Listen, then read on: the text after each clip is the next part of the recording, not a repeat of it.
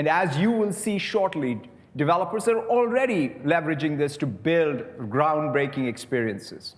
Windows, to me, has always been about the platform that enables things that are bigger than Windows to be born.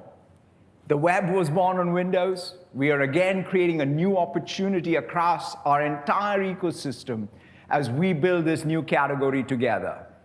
On the silicon side, we're working with AMD, Intel, and Qualcomm, and every major OEM that who are a part of the Windows ecosystem are going to be bringing some of their best innovation together. We're adding AI as a first-class namespace on Windows. So that means every developer can take advantage of it. And you'll hear a lot more about this tomorrow at Build. Just like Win32. In fact, my first developer conference was the Win32 developer conference.